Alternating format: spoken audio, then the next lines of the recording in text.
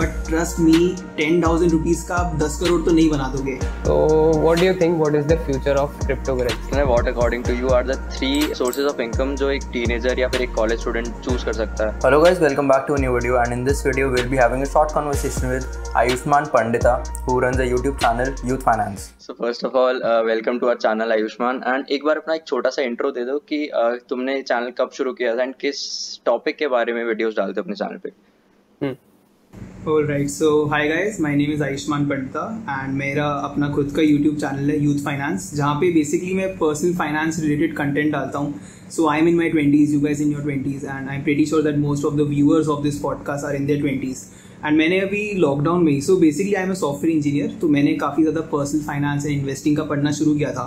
And I realise कि these things are not as difficult as they sound when you hear investment, mutual fund, stock. तो I thought कि ये चीज़ दूसरों के साथ भी शेयर की जा सकती है. इतना मुश्किल है नहीं जितना मुश्किल देखने में लगता है.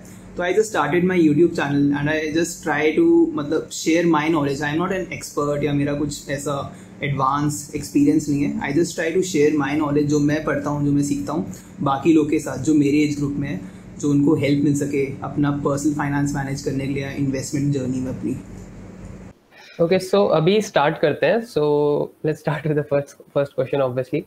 So people have a lot of misconceptions about financial independence, right? कि मतलब लोग generally सोचते हैं कि मेरी अगर job लग रही है, so that's financial independence. So can you please clarify what exactly financial independence is, like, and why should someone consider it? कि मतलब क्यों करना है? Okay. I think this is a very important question कि before starting your financial journey, you have to understand what is financial independence. So अगर मैं आपको proper definition book वाली इंफॉर्मेशन दूँ, सो फाइनेंशियल इंडिपेंडेंस या फाइनेंशियल फ्रीडम बेसिकली मीन्स कि you are financially sorted for life from now on. Like if you take my example, अगर मैं इस आज के दिन से अपनी जॉब बंद कर दूँ और मेरे सारे सोर्सेज ऑफ इनकम मैं अगर एक्टिवली काम करना बंद कर दूँ, तो क्या मैं अपनी लाइफ के एंड तक फाइनेंशियल स्टेबिलिटी के साथ जी पाऊँगा? मतलब इट इंक्लूड्स एवरीथिंग. अगर मेरे पे कोई डेट है, या अगर कोई इमरजेंसी आ गई, या अगर मेरे बच्चे उनका एजुकेशन, या मेरे कुछ पर्सनल एम्बिशंस है जिसमें मुझे फुलफिल करने हैं, तो फाइनेंशियल इंडिपेंडेंस आपकी तब आती है जब आप बिना मजबूरी में जॉब किए या कुछ किए, आपके पास जितना आपका जो करंट फाइनेंशियल सिचुएशन है, आपके पास जितना पैसा है, इन्वेस्टमेंट्स है या फिर पैसिव इनकम्स है, उसके साथ आप अपनी लाइफ एंड तक जी सकते हैं. अब मेरा फाइनेंशियल इंडिपेंडेंस के थोड़े दो पर्सपेक्टिव है, एक लॉन्ग टर्म पर्सपेक्टिव, एक short term perspective. Long term perspective यही वाला है कि now if you stop working from today, तो would you be able to live a financially stable life throughout your life. Your dependents, your parents, your wife, your sister, everyone जो भी आपके भी dependent है. And short term financial independence जो sort of मेरा एक concept है, वो ये है कि suppose you are in your college, and अगर आप कॉलेज में अपनी कॉलेज की फीस पे कर पा रहे हो, आप खुद से इंजॉय कर पा रहे हो, आप जो भी करना चाहते हो कर रहे हो, भले ही अगर आप आज से काम करना बंद कर दोगे, आप जिंदगी भर तो नहीं चला पाओगे, बट आप अपना करंट नियर फ्यूचर अपने फाइनेंशियल इंडिपेंडेंटली जी पा रहे हो, तो that is in my opinion a short term financial independence. या जैसे मैं अभी जॉब कर रहा हूँ, मैं आज जॉब बंद कर दूंगा करना, तो मैं फाइनेंशियल इंडिपेंडेंट स्टेबिलिटी में थ्रू आउट माई लाइफ नहीं जी सकता. बट हाँ, in short term, in near term, I don't have any constraints की कुछ प्रॉब्लम है, तो मैं एक शॉर्ट टर्म फाइनेंशियल इंडिपेंडेंट वाला कॉन्सेप्ट भी मेरे को लगता है होना चाहिए. एंड लॉन्ग टर्म जो एक बुक डेफिनेशन है वो मैंने आपको बताया था. So next question है, what according to you are the three sources of income जो एक टीनेजर या फिर एक कॉलेज स्टूडेंट चूज कर सकता है अपने मतलब कोई की एक साइड इनकम बनाने के लिए? Alright, that is a very good question and इसका आंसर बहुत ज़्यादा क्लीशे होने वाला है, but please bear with me. First and the foremost, this is not only important as a source of income या पैसे कमाने के लिए, but this is also important if you want to have a successful career. अगर आप professional front में अच्छा करने चाहते हो, I think college is the best time to start a startup. And startup doesn't necessarily have to be, so startup का मैं थोड़ा broad कर देता हूँ. Startup doesn't necessarily have to be कि आप एक कंपनी कर रहे हो, आप एक प्रॉब्लम सॉल्व कर रहे हो. Like you guys have started a YouTube channel. So that this is not exactly a startup, but this is something sort of your own personal project that you are pursuing. कोई ऐसी चीज़ जो आप अच्छे से कर सकते हो उसको करो.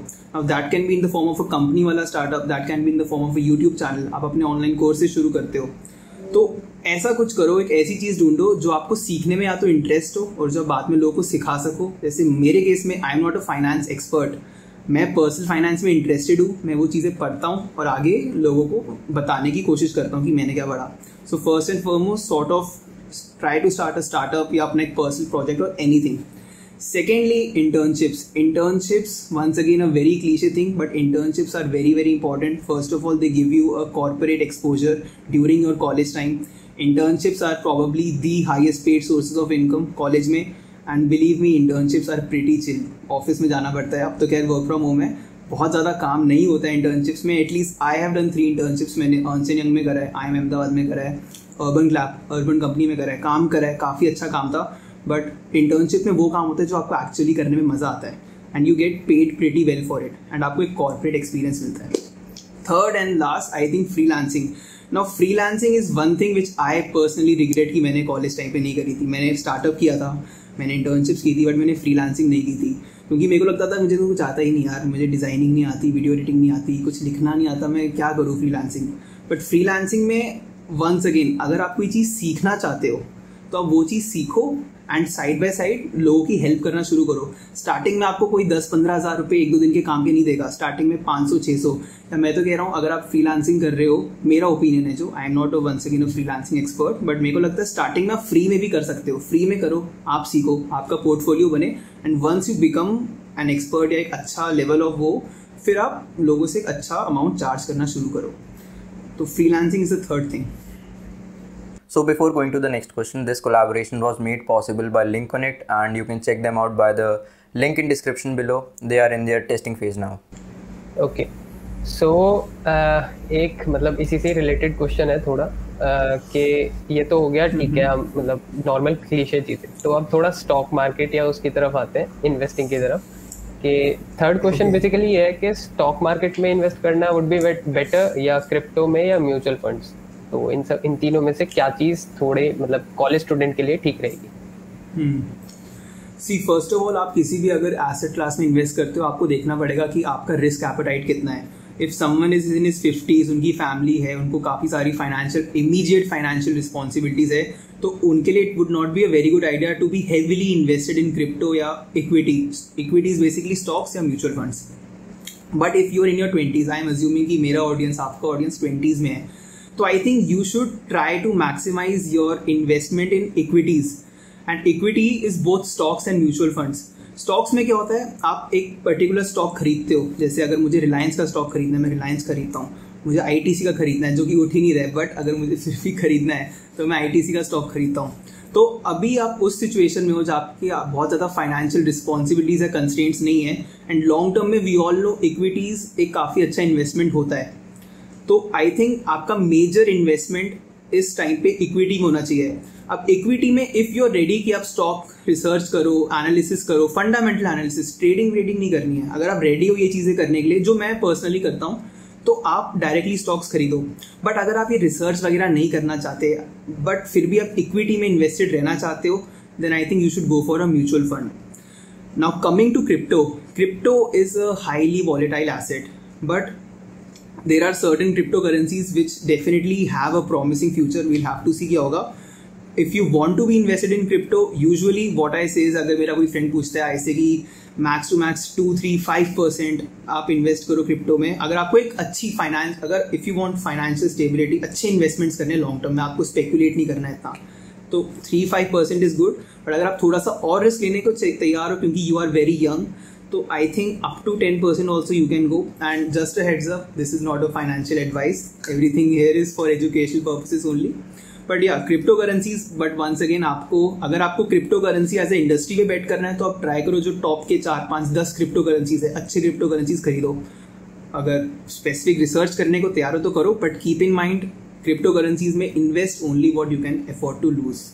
सो अगले क्वेश्चन पे आते हैं, दैट इज कि अगर कोई कॉलेज का बच्चा है नॉर्मल, एंड उसने किसी भी फ्रीलांसिंग प्रोजेक्ट से मान लेते हैं कि 5 या 10,000 कमाए अपने पहले प्रोजेक्ट से, तो कौन सी बेस्ट जगह होगी जहाँ पे वो इन्वेस्ट कर सकता है? लाइक इक्विटी में अभी आपने बताया कि वहाँ पे नॉलेज अगर नहीं है तो म्यूचुअल फंड में करना चाहिए, बट 5 to 10,000 इज नॉट मतलब इतना बड़ा अमाउंट नहीं है कि वो म्यूचुअल फंड में इन्वेस्ट किया जाए. राइट.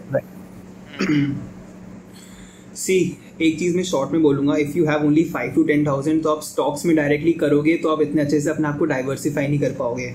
अगर आपको इक्विटी में ही करना है तो आप म्यूचुअल फंड्स में करो या ETF में करो, ऐसी किसी चीज़ में करो जहाँ, क्योंकि अगर मैं कह रहा हूँ कि मेरे को डाइवर्सिफाई करना है, रिलायंस, HDFC बैंक, इन्फोसिस, मैं ऐसे 4-5 स्टॉक ही ले पाऊंगा, 2-3 ही ले पाऊंगा, इनके स्टॉक प्राइसेस ही 2-2 हज़ार है, तो यहाँ पे मैं डाइवर्सिफाई नहीं कर पाऊंगा। अगर आपको इक्विटी में करना है तो आप म्यूचुअल फंड्स, ETFs वगैरह में करो, क्रिप्टो में भी कुछ हद तक करो, पूरा मत करो क्योंकि यू नेवर नो कब क्या हो। But if you ask my advice, if you want to invest that 10,000 rupees, invest it in yourself. And when I say invest in yourself, इसका मतलब है कि आप या तो कोई स्किल सीखो या फिर आप कोई स्टार्टअप करो। When you start your own startup, तब आप वो पैसा कहीं लगाओगे। अब डोंट थिंक यार मेरा पैसा वेस्ट हो गया। वो जो आपको एक्सपीरियंस मिलेगा स्टार्टअप करने से, वो आपको इतना ज़्यादा वैल्यूएबल होगा in the long run. Once again बहुत क्लीशे साउंड कर रहा होगा कि यार स्टार्टअप का क्या, या फिर इन्वेस्ट इन योरसेल्फ तो हर कोई कहता है, बट ट्रस्ट मी 10,000 रुपीज़ का आप 10 करोड़ तो नहीं बना दोगे, at least in a short period of time. But 10,000 रुपये अगर आप अपने आप में इन्वेस्ट करोगे ना, तो आप खुद में एक बहुत ज़्यादा वैल्यूएबल एसेट या पर्सन बन सकते हो। तो I would say invest it in yourself, learn a skill या start something of your own. कुछ भी करो जिससे आपकी एज अ पर्सन स्किल्स बढ़ रहे हैं, वैल्यू बढ़ रही है, एंड आप फ्यूचर में एक बहुत ही बेसिकली वैल्यूएबल पर्सन बन पाओ for the society, for India, for everyone globally. तो invest in yourself is what I would say. Third question में कि आपने बोला था क्रिप्टो करेंसी का थोड़ा फ्यूचर है, तो वही पूछना चाह रहा हूँ, जैसे अभी रिसेंट टाइम्स में एकदम से बूम पे आया है और इंडिया में काफ़ी ज़्यादा यंगस्टर्स हैं जो अभी जिन्होंने एकदम से स्टार्ट करना चालू किया कि डॉज कॉइन में डाल देते हैं, बिटकॉइन में डाल देते हैं।